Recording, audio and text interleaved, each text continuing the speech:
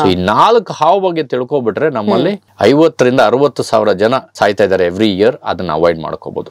ಒಂದ್ ಅಡಿ ಇರುತ್ತೆ ಸರ್, ತುಂಬಾ ದೊಡ್ಡ ಹಾವಿದೆ ಬನ್ನಿ ಅರ್ಜೆಂಟ್ ಆಗಿ ನೋಡಿದ್ರೆ ಒಂದೇ ಅಡಿ. ಹಾವುಗಳು ಜಾಸ್ತಿ ಆಗ್ತಾ ಇದೆ ನಮ್ಮ ಬೆಂಗಳೂರಿನಲ್ಲಿ. How do they survive here? ಯಾವುದೇ ಒಂದು ಮನೆ ಕಟ್ಟಿದಾಗ ಪಕ್ಕದಲ್ಲಿ ಖಾಲಿ ಸೈಟ್ ಇರುತ್ತೆ. ಖಾಲಿ ಸೈಟ್ ಅಲ್ಲಿ ನಾವೇನ್ ಮಾಡ್ತೀವಿ? ಗಾರ್ಬೇಜ್ ಡಂಪ್ ಮಾಡ್ತೀವಿ. ನಮ್ಮ garbage disposal is so bad, that means you are growing rats. ಅದನ್ನೆಲ್ಲ ಅವಾಯ್ಡ್ ಮಾಡ್ಕೋಬೇಕು. ಸೊ ನೀವು ಬೇಸಿಕಲಿ ಅವು ಇರ್ತವೆ ಅಲ್ಲಿ, ನೀವು ಅದನ್ನ ಎಳ್ಕೊಳ್ತಾ ಇದ್ದೀರಾ. ಅವೇರ್ನೆಸ್ ಲೆಸನ್ಸ್ ಇವತ್ತಿಂದಾನೇ ಶುರು ಮಾಡೋಣ. ಹೇಳಿ 4 ವೆನಮಸ್ ಸ್ನೇಕ್ಸ್ ಯಾವ್ದಿದೆ ಅದು ಬೆಂಗಳೂರಿನಲ್ಲಿ? ಯಾಕಂದ್ರೆ ನಮ್ಮ ಬೆಂಗಳೂರಿನ ಜನಕ್ಕೆ ತುಂಬಾ ಇಂಪಾರ್ಟೆಂಟ್ ಇದು. ಏನ್ ಯೋಚನೆ ಮಾಡ್ತಿದ್ದೀರಾ? ಬೇಗ ಬೇಗ ಬೆಲ್ ಐಕನ್ ಕ್ಲಿಕ್ ಮಾಡಿ. ಸೊ ಈ ತರ ಈ ನಡುವೆ ಅಂತೂ ನಮ್ಮ ಬೆಂಗಳೂರಿನಲ್ಲೂ ಸಾಕಷ್ಟು ಹಾವುಗಳನ್ನ ನಾವು ನೋಡ್ತಾ ಇದೀವಿ. ನೀವು ಹೇಳೋ ತರ ಯುನೋ ಆ ಟೈಮಲ್ಲಿ ಹೂಡಿಗೆ ನೀವು ಹಾವು ಹಿಡಿಯಕ್ ಹೋಗ್ತಾ ಇದ್ವಿ, ಹೂಡಿ ಏನೋ ಬೆಳೆದು ಬಿಟ್ಟಿದೆ ಇವಾಗ. ಸೊ ಹಾವು ಅಂತೂ ಜಾಗ ಬಿಟ್ಟಲ್ಲ, ಹಾವಿನ ಮನೆ ಅದು. ಸೊ ಇದೇ ತರ ಬೆಂಗಳೂರು ಬೆಳೆದಾಗ ಹಾವುಗಳು ಜಾಸ್ತಿ ಆಗ್ತಾ ಇದೆ. ನಮ್ಮ ಬೆಂಗಳೂರಿನಲ್ಲಿ ಸಾಕಷ್ಟು ವೆನಮಸ್ ಸ್ನೇಕ್ಸ್ ಕೂಡ ಬರ್ತಿದೆ. Whether it's the wiper, I don't know a lot of these names of the venomous snakes. But ಹೇಗೆ ಇದು ಯುನೋ ಟ್ರಾನ್ಸಿಷನ್ ಆಗಿರೋದು?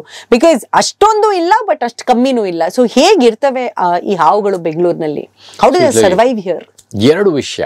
ಒಂದು, ಜಾಸ್ತಿ ಆಗಿದೆ ಅಂತ ಹೇಳಲಿಕ್ಕೆ ನಾನು ಒಪ್ಕೊಳ್ಳೋದಿಲ್ಲ, ಕಡಿಮೆನೇ ಆಗಿರ್ಬೇಕು. ಯಾಕಂದ್ರೆ ಬೆಂಗಳೂರು ಅವಾಗ ಏನಿತ್ತು, 70s, 80s, 90s. ನಾವು 90s ಅಲ್ಲಿ ಇದ್ದಾಗಲೇ ಈ ತರ ಬೆಳೆದಿರ್ಲಿಲ್ಲ.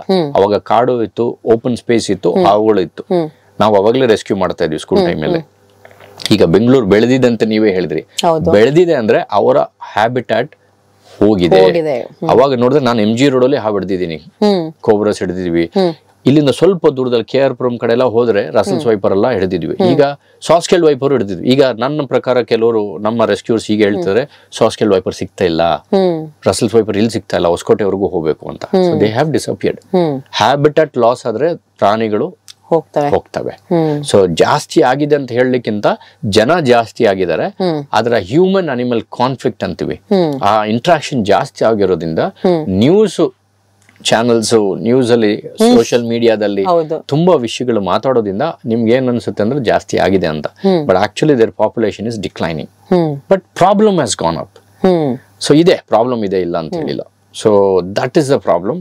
ಈಗ ಅದನ್ನ ನಾವು ಅದ್ರ ಜೊತೆಗೆ ಬದುಕಬೇಕು. ಇನ್ನೊಂದು, ಯಾಕೆ ಹೇಗೆ ಸರ್ವೈವ್ ಆಗ್ತಾ ಇದೇವೆ ಅಂದ್ರೆ, ನಮ್ಮ ಕನ್ಸ್ಟ್ರಕ್ಷನ್ಸ್ ಆಗ್ಬೋದು. ಫಾರ್ ಎಕ್ಸಾಂಪಲ್ ನಮ್ಮ ಸ್ಟ್ರಾಂಗ್ ವಾಟರ್ ಡ್ರೈನ್ಸ್ ತಗೋಬಹುದು, ಎಲ್ಲಾನು ಗ್ಯಾಪ್ಸ್ ಇದಾವೆ.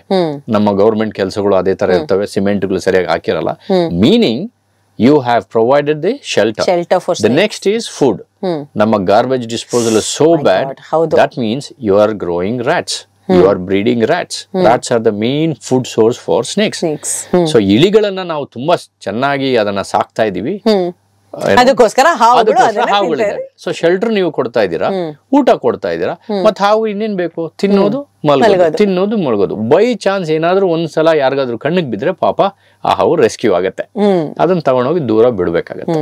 ಇಲ್ಲ ಅಂದ್ರೆ ಅವು ತುಂಬಾ ಕಂಫರ್ಟಬಲ್ ಆಗಿ they have evolved or they have adapted or they have learnt to live with people.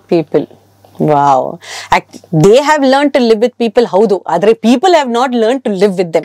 ಏನಕಂದ್ರೆ ಒಂದು ಕಡೆ ನನಗೆ ಖುಷಿ ಆಗುತ್ತೆ. ಹೌದು, ಜನ ಅಟ್ಲೀಸ್ಟ್ ಈಗ ಹಾವು ನೋಡಿದ್ರೆ ಕೋಲು ಪರ್ಕೆ ಎತ್ಕೊಳ್ಳಲ್ಲ ಅದನ್ನ ಹೊಡಿಯಕ್ಕೆ, ಇಮಿಡಿಯೇಟ್ ಆಗಿ ರೆಸ್ಕ್ಯೂವರ್ಸ್ ಫೋನ್ ಮಾಡ್ತಿದ್ದಾರೆ, so that they can come and rescue. ಅವ್ರಿಗೂ ಭಯಾನೇ, ಹತ್ರ ಹೋದ್ರೆ ಏನಾದ್ರು ಆಗಬಹುದು ಅಂತ. So in that way it is a good thing. But ಇನ್ನೊಂದು ಕಡೆ ನೀವ್ ಹೇಳ್ದಂಗೆ ಹ್ಯೂಮನ್ ಅನಿಮಲ್ ಕಾನ್ಫ್ಲಿಕ್ಟ್ ಜಾಸ್ತಿ ಆಗ್ತಿದೆಯಲ್ಲ, ಇದನ್ನ ಹೇಗೆ ಕಮ್ಮಿ ಮಾಡಬಹುದು ನಾವು? ಡೆಫಿನೆಟ್ಲಿ ಕನ್ಸ್ಟ್ರಕ್ಷನ್ ಮಾಡಿದಾಗ ಸ್ವಲ್ಪ ಮನಸ್ಸಲ್ಲಿ ಇಟ್ಕೋಬೇಕು, ಯಾವ ರೀತಿ ವಿ ಶುಡ್ ಕೀಪ್ ದಮ್ ಅವೇ. ಅಂದ್ರೆ ಅಟ್ರಾಕ್ಟ್ ಮಾಡಬಾರ್ದು. ನಮ್ಮ ಸುತ್ತಮುತ್ತಲು ಈಗ ಯಾವ್ದೇ ಒಂದು ಮನೆ ಕಟ್ಟಿದಾಗ ಪಕ್ಕದಲ್ಲಿ ಖಾಲಿ ಸೈಟ್ ಇರುತ್ತೆ, ಖಾಲಿ ಸೈಟ್ ಅಲ್ಲಿ ನಾವೇನ್ ಮಾಡ್ತೀವಿ? ಗಾರ್ಬೇಜ್ ಡಂಪ್ ಮಾಡ್ತೀವಿ. ಕಿಚನ್ ಇಂದ ಹಾಗೆ ಈ ಸೈಟ್ ಇಂದ ಆ ಸೈಡ್ ಹೋಗುವಷ್ಟು ಥ್ರೋಬಾಲ್ ತರ ರೈಸ್ ಎಲ್ಲ ಬಿಸಾಕ್ತಿವಿ, ಅಲ್ಲಿ ಬ್ರೀಡಿಂಗ್. ಅದನ್ನೆಲ್ಲ ಅವಾಯ್ಡ್ ಮಾಡ್ಕೋಬೇಕು. ಸೊ ನೀವು ಬೇಸಿಕಲಿ ಅವು ಇರ್ತವೆ ಅಲ್ಲಿ, ನೀವು ಅದನ್ನ ಎಳ್ಕೊಳ್ತಾ ಇದ್ದೀರಾ, ಅಟ್ರಾಕ್ಟ್ ಮಾಡ್ತಾ ಇದ್ದೀರಾ. ಶೂಸು, ಮೋಟರ್ ರೂಮ್ಸ್ ಆಗ್ಬೋದು, ಗಾಡಿ ಪಾರ್ಕ್ ಮಾಡಿದಾಗ ಎಲ್ಲಾನು. ಗೇಟ್ಸ್ ಫಾರ್ ಎಕ್ಸಾಂಪಲ್, ಗೋಡೆ ಕಟ್ಟಿರ್ತಾರ, ಗೇಟ್ಸ್ ಗ್ಯಾಪ್ ಇರುತ್ತೆ, ಹೊರಗಡೆ ಬಂದ್ಬಿಡುತ್ತೆ. ಇಲ್ಲ ಗೋಡೆ ಪಕ್ಕದಲ್ಲಿ ಖಾಲಿ ಸೈಟ್ ಇದ್ರೆ ಆ ಮರಗಳು ಗಿಡಗಳೆಲ್ಲ, ಆ ಕ್ರೀಪರ್ಸ್ ಏನಿರ್ತವಲ್ಲ ಅವೆಲ್ಲ ಬೆಳ್ಕೊಂಡು ನಿಮ್ ಕಾಂಪೌಂಡ್ ಒಳಗಡೆ ಬರುತ್ತೆ. ಇದನ್ನೆಲ್ಲ ಅವಾಯ್ಡ್ ಮಾಡ್ಕೊಂಡ್ರೆ ಅದನ್ನ ನಿಮ್ಮ ಮನೆ ಒಳಗಡೆ ಇನ್ವೈಟ್ ಮಾಡ್ಕೊಳ್ಳೋದು ಕಡಿಮೆ ಆಗುತ್ತೆ. ಪ್ಲಸ್ ಸಚಿನ್ ತೆಂಡೂಲ್ಕರ್ ಎಷ್ಟು ರನ್ಸ್ ಮಾಡಿದ್ರು, ಈ ವಿರಾಟ್ ಕೊಹ್ಲಿ ಎಷ್ಟು ವಿಕೆಟ್ ತಗೊಂಡ್ರು ಅಷ್ಟೆಲ್ಲ ನೆನಪಿಟ್ಕೊಳ್ಳೋರು ಹಾವುಗಳ ಬಗ್ಗೆ ಇರೋದು 4 ವೆನಮಸ್ ಸ್ನೇಕ್ಸ್, ಅದ್ರ ಬಗ್ಗೆ ಸ್ವಲ್ಪ ತಿಳ್ಕೊಂಡು ನ್ಯಾಷನಲ್ ಜಿಯೋಗ್ರಫಿಕ್ ಡಿಸ್ಕವರಿ ಎಲ್ಲ ನಮ್ಮಂತವ್ರ ಹತ್ರ ಕಲ್ತು ಅದ್ರ ಜೊತೆಗೆ ಹಿಂಗೆ ಕೋ ಎಕ್ಸಿಸ್ಟ್ ಆಗೋದು it's not a big deal. ಕಲ್ತ್ಕೊಳ್ಳಿ. Awareness is important. That's all we need to do.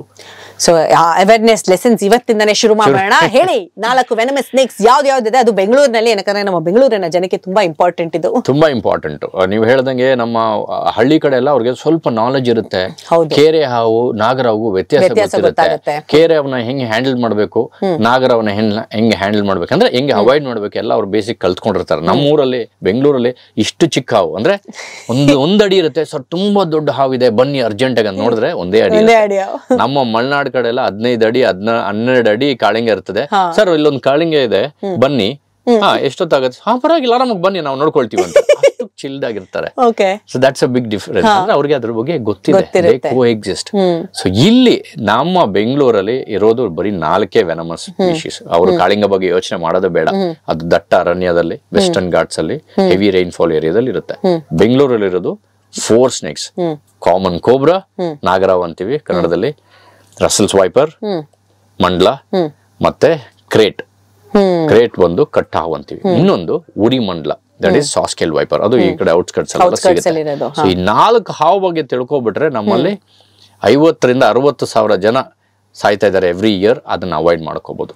ಈ ಪ್ಯಾನಿಕ್ನೇ ಕಂಟ್ರೋಲ್ ಮಾಡ್ಕೋಬಹುದು. ನಾಗರಾವು, ಕಟ್ಟ ಹಾವು, ಮಂಡಲ, ಉರಿ ಮಂಡಲ, ಈ 4 ಮಾತ್ರ ನಮ್ಮಲ್ಲಿ ವೆನಮಸ್ ಸ್ನೇಕ್ಸ್ ಇರೋದು. ಸೊ ಮಿಕ್ಕಿದ್ದನ್ನ ಬೈ ಮಿಸ್ಟೇಕ್ ಆಗಿ ಕಚ್ಚಿದ್ರು ಭಯ ಬೀಳಕ್ ಹೋಗ್ಬೇಡಿ. ಹೋಗಿ ನಿಮ್ಮ ಹತ್ತಿರದ ಹಾಸ್ಪಿಟಲ್ಗೆ ಹೋಗಿ ಅವ್ರಿಗೆ ಕೇಳಿ. ಆಫ್ ಕೋರ್ಸ್ ಡಾಕ್ಟರ್ಸ್ಗೂ ಗೊತ್ತಿರುತ್ತೆ. ಈ ನಡುವೆ ಆಂಟಿವೆನಮ್ ಕೂಡ ಸಾಕಷ್ಟು ಗವರ್ಮೆಂಟ್ ಹಾಸ್ಪಿಟಲ್ಸ್ ನಲ್ಲೂ ಅವೈಲೇಬಿಲಿಟಿ ಅನ್ನೋದು ಇರುತ್ತೆ.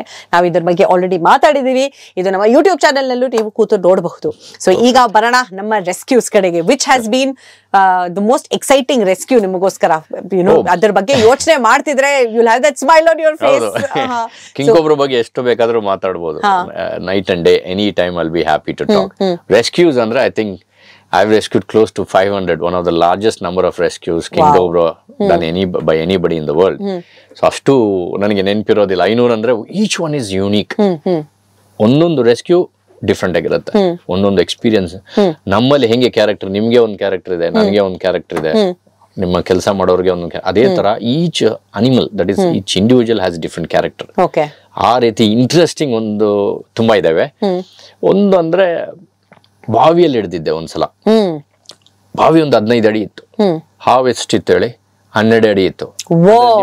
ಅದು ಬಾವಿ ಆಳ ಅಲ್ಲ,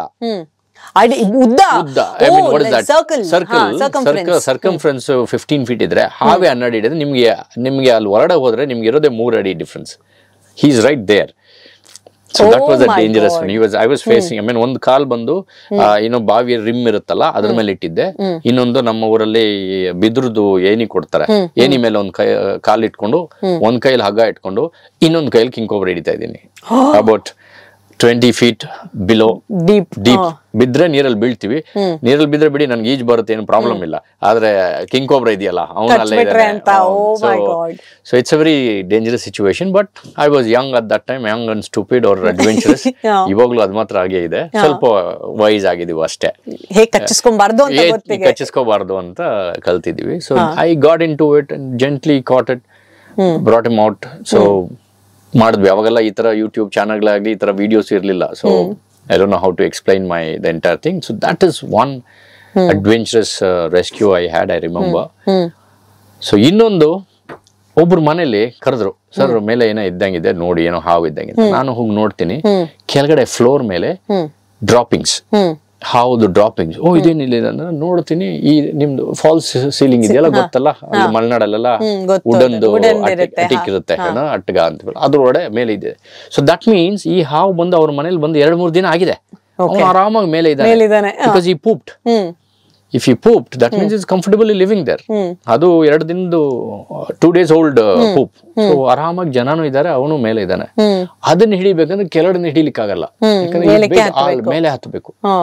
ಟೈಲ್ಸ್ ಮೇಲೆ, ಅಲ್ಲೆಲ್ಲ ಗೊತ್ತಲ್ಲ, ಮನುಷ್ಯನ ಮನೆ ಟೈಲ್ಸ್ ಮೇಲೆ ನಡ್ಕೊಂಡು ಹೋಗಿ ಮೇಲಿಂದ ಹಿಡಿದು ಅದನ್ನ ಹಂಗೆ ಕೈಯಲ್ಲಿ, ಐ ಥಿಂಕ್ ಪ್ರಪಂಚದಲ್ಲೇ I'll be the only guy who's with 9 feet king cobra delicately walking on the tiles. ಒಂದು ಟೈಲ್ಸ್ ಹೊಡೆದಾದ್ರೆ ಜಾರಿ ಬೀಳ್ತೀವಿ. ಬಿದ್ರೆ ಎರಡು ರೀತಿಯಲ್ಲಿ, ಒಂದು ಬಿದ್ದು ಬೋನ್ಸ್ ಮೂಳೆ ಮುರ್ಕೊಂಡು ಸಾಯ್ಬೇಕು, ಇಲ್ಲ ಡ್ಯಾಮೇಜ್ ಆಗುತ್ತೆ, ಇಲ್ಲ ಅಂದ್ರೆ ಹಾವು ಕಚ್ಚುತ್ತೆ. ಯಾಕಂದ್ರೆ ಆ ಹೈಟ್ ಇಂದ ಬಿದ್ರೆ ಇಬ್ರು ಬೀಳ್ತೀವಿ.